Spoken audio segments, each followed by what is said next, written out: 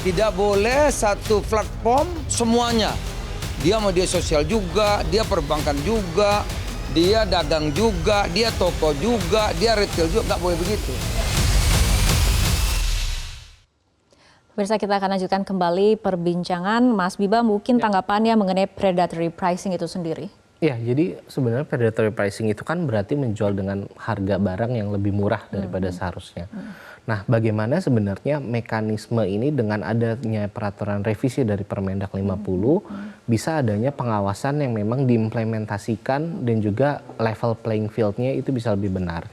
Saya mengambil contoh misalnya di dalam revisi dari peraturan Permendak 31, di mana marketplace itu tidak boleh menjadi produsen. Ini dilakukan untuk memproteksi marketplace itu kan ada anggapan mereka mempunyai data gitu ya. Dan juga bisa tahu mana yang laku. Dan akhirnya dia bisa menjual dengan harga barang yang lebih murah. Ini ada kaitannya dengan algoritma ya? Betul, ada kaitannya dengan algoritma. Nah, ini akhirnya pemerintah juga membuat aturan tersebut. Nah, yang poin kedua adalah bisa jadi sebenarnya harga barangnya itu sama gitu ya. Tetapi subsidinya itu yang lebih besar di dalam salah satu platform. Contohnya ada diskon, ada free ongkir gitu ya. Nah, mekanisme ini sebelumnya saya rasa belum terlalu rigid tuh dilihat. Karena kalau mekanisme subsidi dan diskon diberikan hanya kepada salah satu platform, sehingga pembeli itu secara natural akan mencari yang lebih murah gitu. Jadi secara barang sama, karena subsidi dan diskonnya lebih besar, dia akan cenderung untuk mengarahkan ke situ. Nah, ini mungkin bisa jadi perhatian juga dan juga masukan. Saya sudah menyampaikan masukan juga kepada pemerintah. Ini juga mungkin bisa dilihat dari segi pengawasan dan pengaturannya akan seperti apa sih sebenarnya. Tetapi untuk predatory pricing, untuk pembuktiannya kan kita mempunyai lembaga ya. Dalam hal ini adalah KPPU. Bagaimana peran juga lembaga pemerintah secara fungsionalnya bisa diawasi menurut undang-undang yang berlaku. Gitu. Oke, baik. Pak Heru, ini kan memang ada sejumlah masalah artinya seperti itu. Tapi kan TikTok ini sudah hadir dari tahun 2021 di Indonesia. Tapi kemudian ada revisi Permendaknya baru sekarang. Ini karena pemerintah reaktif atau bagaimana? Ya, mungkin kalau pertama itu kan TikTok sebenarnya di banyak negara kan di-ban gitu ya. Terutama di negara-negara barat yang memang ini kita bicara geopolitik, geoekonomi gitu ya.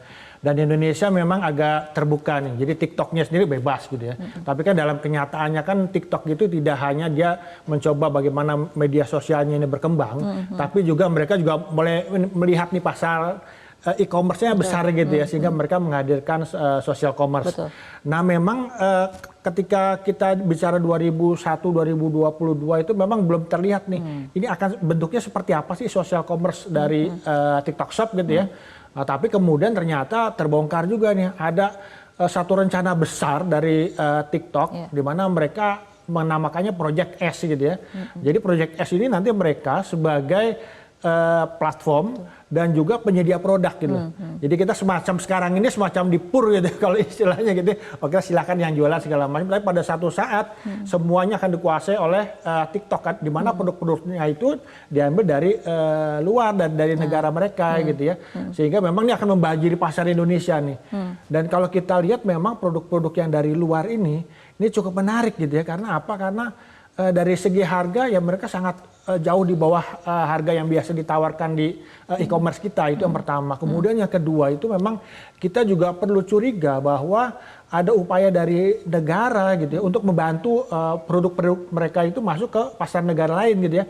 Karena apa? Bebas ongkos kirim. Indonesia sekarang kalau mungkin Pak Bima ya bisa cerita beberapa platform e-commerce mereka udah mengurangi nih bebas ongkos kirim gitu ya. Ada beban ongkos kirim tapi mungkin ini menjadi bagian dari diskon atau produk tertentu dengan harga tertentu gitu ya. Tapi ini produk dari luar negeri bebas ongkos kirim. Nah ini kan kalau tidak ada insentif atau yang dibantu oleh negara kan agak sulit gitu ya. Dan sebagai platform tentunya kita bicara tentang data segala macam yang tentu juga ini bisa jadi membahayakan dalam jangka waktu yang cukup lama bagi Indonesia. Oke, nah saya akan ke Pak Vicky nih. Pak Vicky, ini apakah Indonesia itu memang terlalu membuka diri hingga lupa memproteksi diri atau bagaimana? Ya, ini bagian dari proses ya tentunya. Kan awalnya e-commerce. Ini juga menjadi catatan di mana isu perdagangan elektronik ini kan tentunya kebijakan di Kementerian Perdagangan, kemudian dari sisi platformnya ini ada dari di Kominfo dan juga dari KBLI-nya investasi, Kementerian Investasi, dan tentunya kepentingan Kemenkop UKM adalah memproteksi dari sisi UKM lokal. Tapi arahan Presiden jelas. Dari tahun lalu sebetulnya kita sudah dorong, Presiden sudah perintahkan proteksi UMKM lokal, proteksi platform lokal dan konsumen. Kemudian proses revisi Permendag 50 2020 ini sudah dilakukan. Tapi memang baru kemarin ya seminggu yang lalu sudah diundangkan, alhamdulillah menjadi Permendag 31 2023. Dan kita bisa lihat betul tadi negara-negara lain ini sudah memproteksi begitu luar biasa, begitu ketat.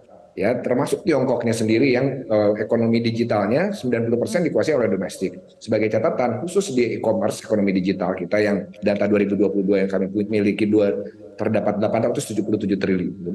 Ini 45%-nya hanya yang dikuasai oleh domestik, ya platform domestik. Yang lainnya asing. Kan ini kita harus pastikan. Yang berikutnya adalah bagaimana penguasaan data dari hulu ke hilir. Ya tadi disampaikan ada Project S, tapi juga sisi yang lain platform-platform seperti ByteDance induknya TikTok, kemudian Alibaba, kemudian Tencent, Meituan, ini mempunyai platform yang sangat lengkap dari mulai jejaring sosial, streaming hiburan, ada perdagangan, ada transaksi pembayaran, kemudian sampai dengan lifestyle on demand service, transportasi, IoT-nya, cloud-nya, sampai dengan smart device IoT. Sedangkan platform lokal satu-satu e-commerce-nya Bukalapak, Tokopedia, Blibli misalnya. Untuk streaming hiburannya ada video.com dan seterusnya misalnya. Ya, hanya satu-satu. Sedangkan data itu adalah sebetulnya minyaknya, utamanya.